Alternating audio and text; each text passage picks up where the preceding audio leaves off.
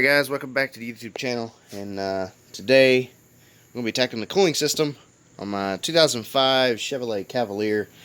Thought I'd just bring you along. There are not many videos out there, and maybe there's something a little different that I can show you that somebody else can't. So, here we go.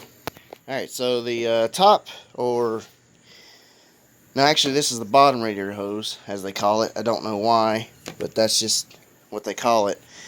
Here is the part number. I got it from O'Reilly's because AutoZone brand sucks.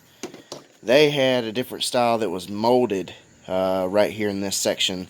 This one's made exactly the style that's on the car now. So way better condition and actually the same price. So I went with O'Reilly's instead. This is AutoZone brand as the top one, as they call it. It's Gates. No, actually it's Continental. Part number right there for you. So I went ahead and picked up a coolant reservoir as well. Something else. Dorman brand. There's the part number. Check that out. This was not a cheap fix, but I wanted to go ahead and tackle everything at one time, so that way I'm not backtracking anymore. Don't like backtracking. It's never fun. So we're going to start with pulling off the intake boot and the hose to the airbox, flathead screw, and then through this little hole down here, if the camera would focus. If you go straight through, there's a little clamp, just like this. Straight through here that a flathead will reach. Untighten that clamp and the intake boot will come off. Alright, so the first thing you want to do is remove the drain plug out of the radiator at the bottom. Now this takes a 1/4 inch drive, just the socket, or actually not the socket, but the head of the ratchet itself fits in this little slot right here. It's 1/4 inch size. You turn it counterclockwise like this, and then it pops out. It has this little tiny looking stud that sticks out that actually locks it into the radiator itself. So it's in, you turn it, it kind of unlocks it and then pops out. I had a tough time removing that. Should have showed it on camera, but really it was hard to really get anything in there besides what I could even see to try to pop that guy out.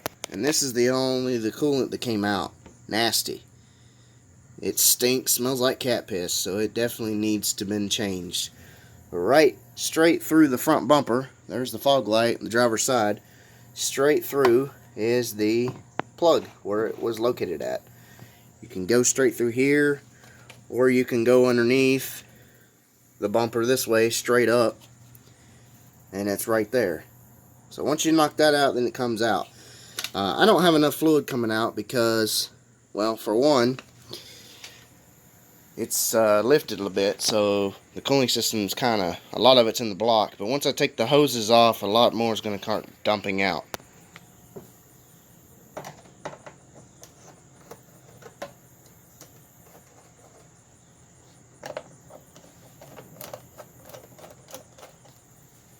And then, like I said, the other one straight in through here.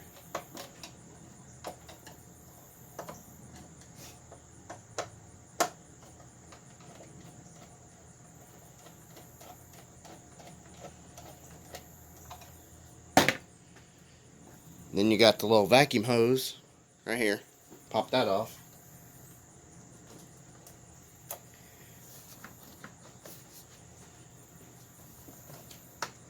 Pry up. Wiggle it around. It should. As it should. There's another sensor down here.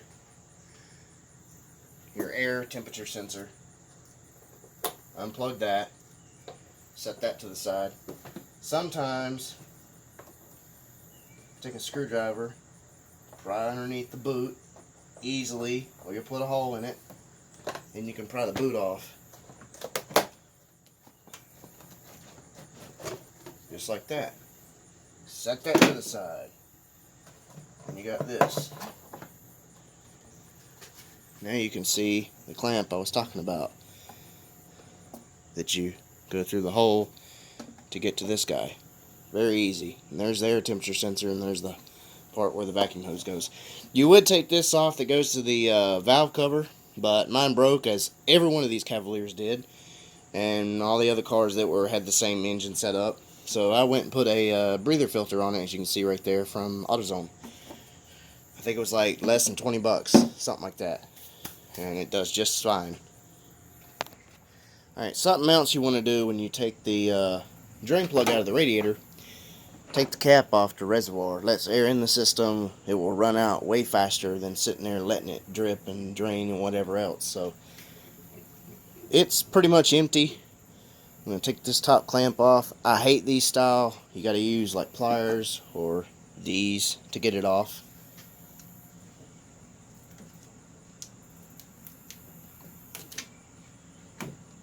I got a feeling these are probably the original hoses to this car. It has 317,000 miles, and just in case you were wondering.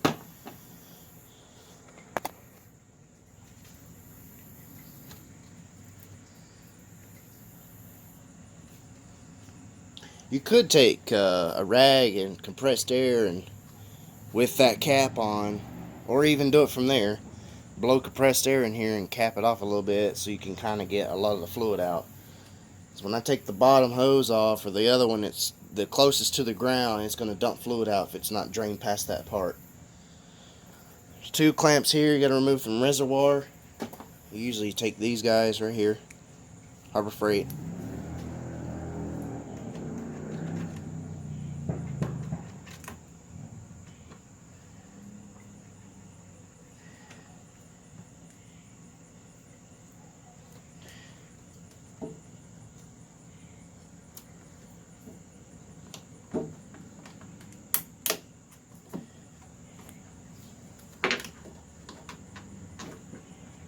Ooh. Whew. Well, that stinks. Alright, got those two hoses off. And the top one. Now, the next one is this little guy. There's a hose here. Literally right here where my finger is touching it. Take this hose off. And then there's a 10mm that holds this side down. And then the other side, right here, it's kind of hard to see with it being so clear, locks into the fender on the inside, literally right straight here. So once you take that bolt out down here, whole reservoir will pop out of the fender. See the bolt? And then on top of that, you got this little clip. Take a small flathead, pop that guy up, and then you can get the hose, the connector wiring out from that. And then there's a connector down here, push outward and then go down, unplugs it. And that is your coolant low light for your reservoir. And luckily the brand new one comes with a new sensor, so we don't have to worry about having to swap all that out. Alright, to get that out of the fender, see how it has like a little clip to it where it slides in? But it would slide back and forth, but it wouldn't pop out. I had to take a flathead and get in between this, pry that out, like so. Just a bit like this, not much, just enough to give it to room to where this lip was past it outside to pop it out, because it wasn't coming out any other way. It's not going to hurt it. When it goes back in, it's going to be locked in and stayed by that bolt down there, and it sits here supported by the bottom. So got these off. I really should do these hoses at the same time. Don't think I am. They're easy to replace if they pop. More after the radiator hoses themselves, they've got severe cracks, especially that one over there that's had a lot of oil all over it. Here's the not so fun part. Everything not staying in my place. That hose you can get off with the clamp. Not a big deal. If you look close, the camera would focus enough, you would see the cracks that this hose actually has. Like, it's so mushy from oil changes, things like that, because the oil filter and everything right here is located right next to it, and it gets all over it. Get the camera to focus on that really, really well. Look at yeah, there you go. You can kind of see the cracks. Hose is just junk. So anyway, there's a another spot on the bottom down here. I'll show you that underneath the car. To get to the inside clamps that go straight to the radiator under here, you can't go underneath this plastic. There's no room. The battery tray may have to come out because this clamp is on top and there's no room up here with the battery in the way. How stupid. What a design that they made. And the other one, the clamp is facing on the bottom, so I got to go from the bottom straight up to get to that hose. Squeeze the clamp, pull the hose off. And then there's a overflow hose that goes to this guy underneath from this hose over. Basically this hose on the bottom basically looks just like this.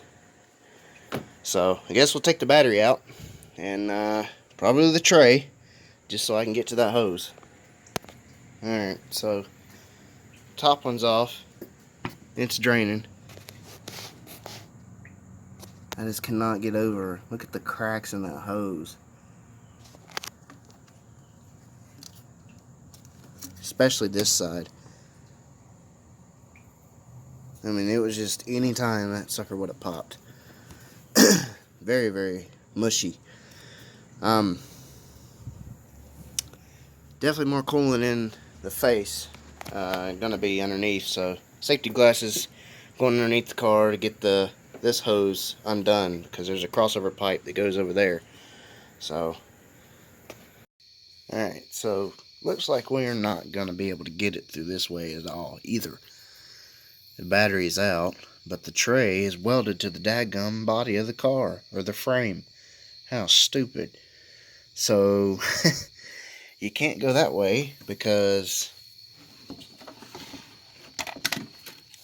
there's no room to get the channel locks in there to get a hold of that hose to get it loose. So it's like, alright, remove this dust shield, dummy cover, whatever you want to call it, out of the way. Hello, radiator and condenser. Now we got to remove that 10mm bolt and that one, and now the radiator is free to move. Actually, it goes this way. So what I'm going to do is, this car's been wrecked before, as you can tell. The condenser is severely smashed in. I have no idea how in the world that the car doesn't overheat all the time, and how the AC even works. I'm just mind blown at all that this is like this for a very long time, and it has AC. I don't know. It needs to be replaced, but that's for another day. That's for future me to worry about. We're gonna take those out, and then I may have to take this piece out here to get the radiator to come back far enough so I can get to the hose this way, pull it farther back, and try to get in there. Alright, those two bolts are removed and the little brackets are moved. Still, you can't entirely get in there good enough for what I want. Now the headlight's hitting. Jeez. There's got to be a better way to get in there with this. This is ridiculous. Maybe I remove this headlight and try to get in there with it from the side. I'll try anything once. If it helps y'all out, well, we'll see. Alright, remove the headlight. Had two 13mm bolts that hold that on. And of course the stuff that plugs up to the headlight. Now I can actually access it a bit better. Sides, whatever this is.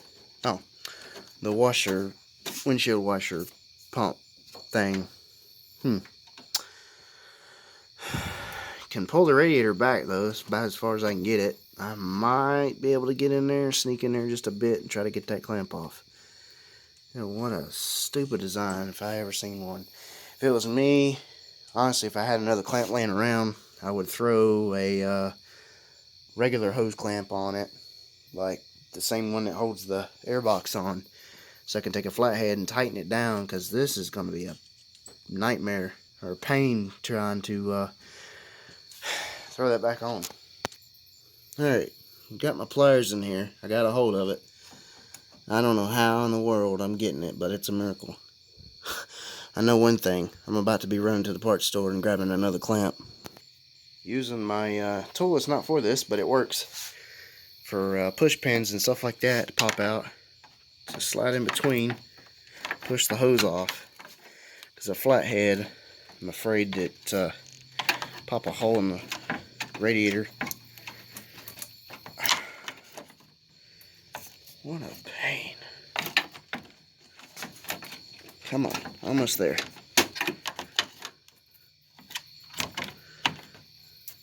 Come on, come on. Gotta be able to grab it.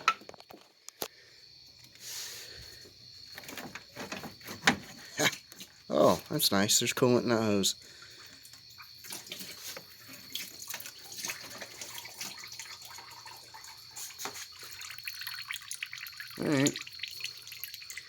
Alright, the next thing to that hose, that clamp and that hose right there to the crossover pipe. Got my bucket here, catch coolant, because I know that's going to start dumping out.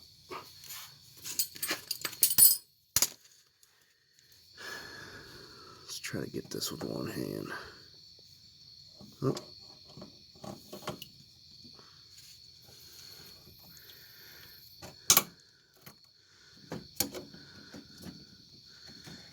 Come on. There we go.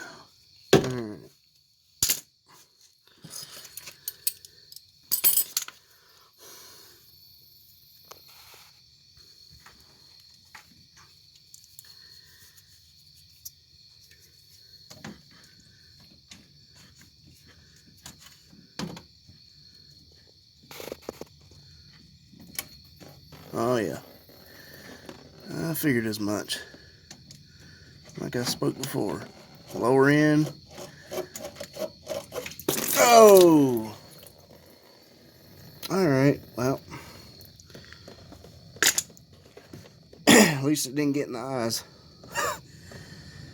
Now, to get that hose out and the new one in. But luckily, wearing these keeps that from happening. So, the hoses seem to line up. They're all the same length and everything like that. I don't see a problem there. So, this is a little bit longer, but it'll work. I'm going to transfer the clamps, everything over. This guy, it's on this hose, over to this one. And you want to put them exactly how they were on this hose, or you won't be able to get them on. And these hoses are going to be a lot tighter. They're dry. So I'm going to take some,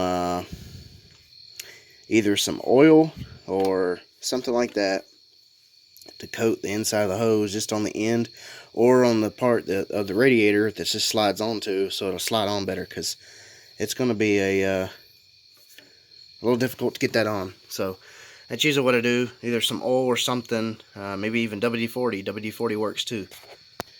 Alright, so new hose is set in place.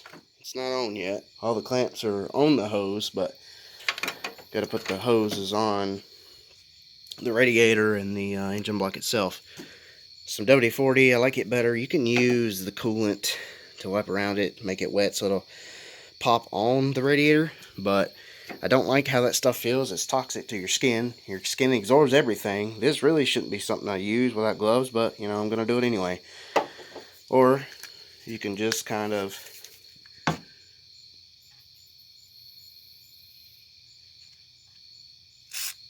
like that. Just that much. You don't need much. Just enough to make it to where the hose will actually move on the radiator, because it's plastic, you don't want that to break. Now, the hard part, get that back on there. Look at that. See what WD-40 does for you? Heck yeah. Alright. So now, get that clamp on. That side's done. Put that on. And this side will be done. May have to put WD-40 on that side too. Nope, it went right on.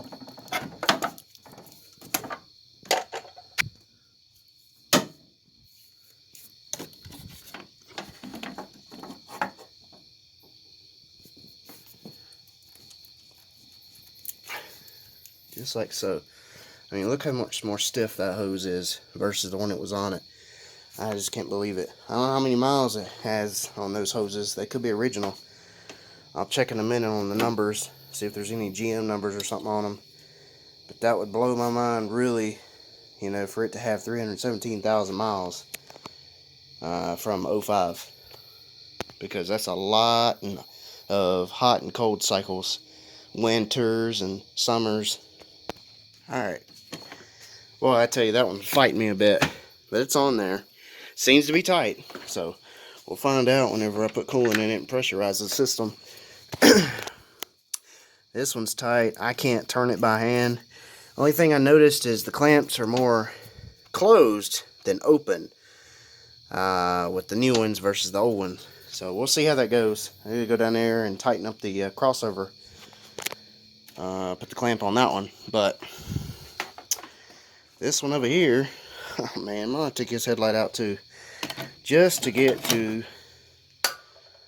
the hose. I don't know why in the world they call it upper and lower when they're both about the same height.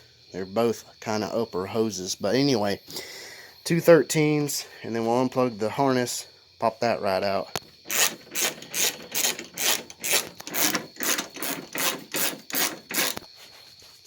Yeah, well, can't get to this one because apparently they put it to the side, facing downwards. So I got to go underneath the car. Hopefully my arm reaches all the way to the top, and pull the clamp off and then pop that hose off. When I'm done with it, I think I'm going to put the hose clamp to the side right here instead of straight on the bottom. That way I can take the headlight out and get to it next time instead of being underneath. Because honestly, there's no really sense in, you know, if I have to do this again or the hose pops or something else happens, I'm able to get to it better than being underneath. Alright, that hose didn't beat me. The new one is in now, like I explained the first time. Don't know how these clamps are going to go. These are the original clamps that were on it that GM used. It does not turn at all. Neither does this one. And as long as they do not move or turn by hand, they should be just fine. And I got to looking when I got this off. Remember I told you what year this car was? Look at this crap. 6/15 of 04. Oh my god.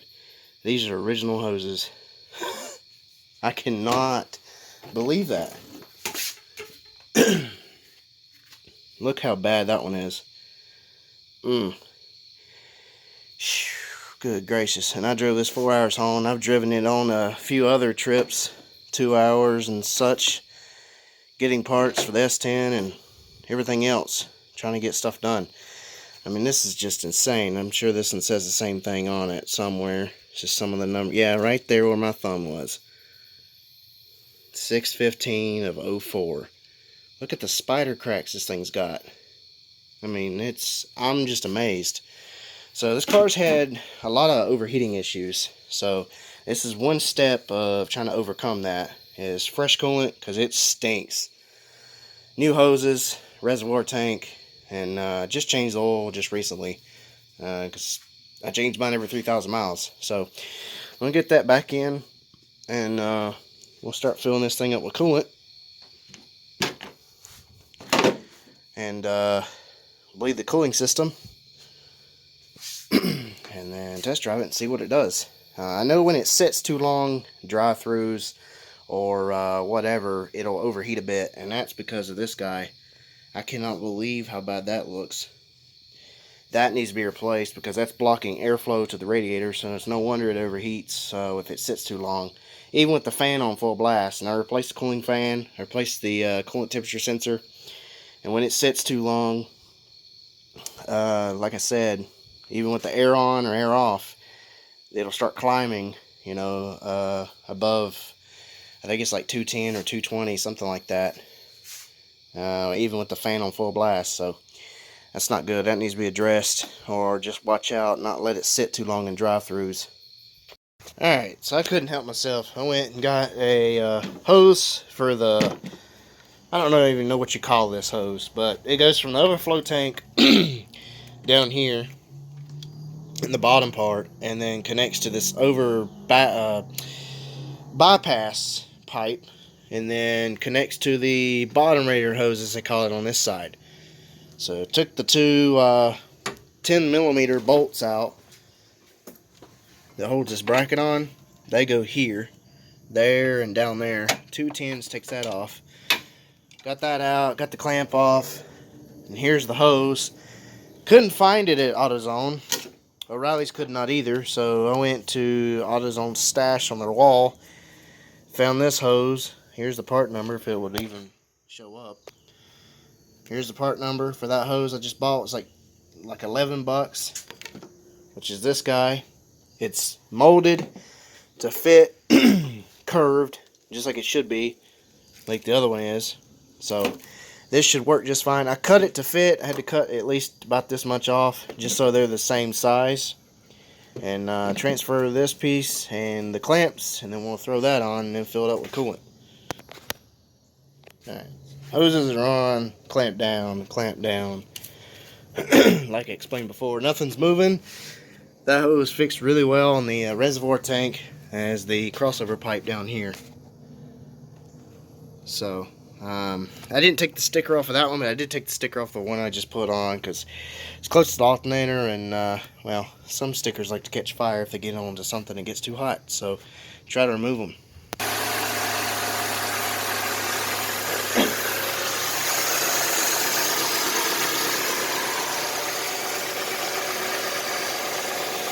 Looks pretty dry.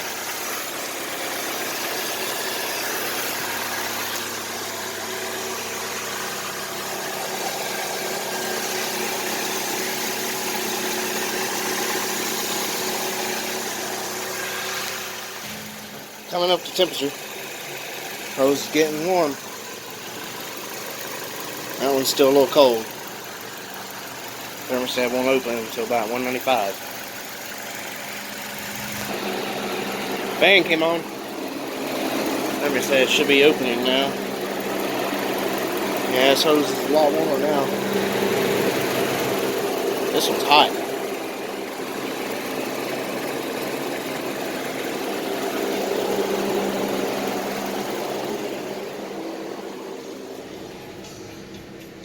And almost 195.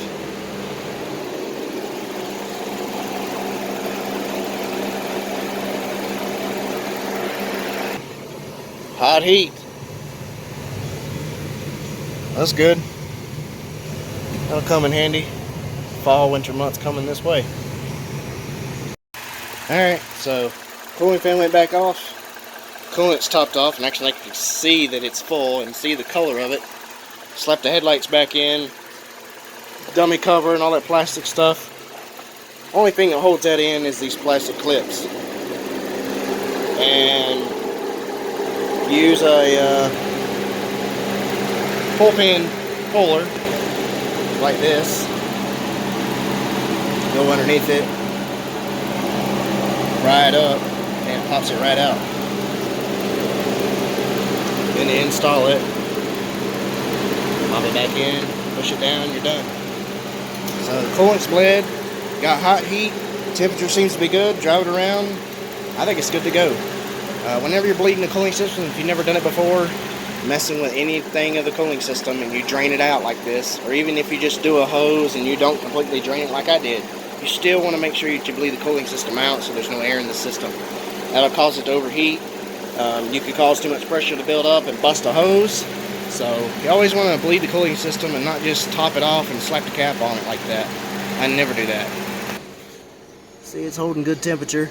It's usually about where it's at when the fan comes on anyway. Gets to about 195 and then comes back down, so I think it's good to go. Don't worry about the service light. I have LEDs in my headlights, just in case you've not seen the other videos of this car. And you got to take the DRL relay out, and that causes the light to come on. That's the only reason that's on. And the traction control and the brake lights because the e-brake's on. If you don't take the DRL relay out, your headlights that are LEDs will flicker. So I believe that's going to do it for today's video. It's fixed, ready to go. New hoses, new coolant. Like this video, give it a big thumbs up. And as always, like, share, subscribe, and I'll catch you guys in the next one later. Comment below, let me know what you think. Hopefully this helps you out, bringing you along, putting cooling hoses in a reservoir tank 04 Cavalier.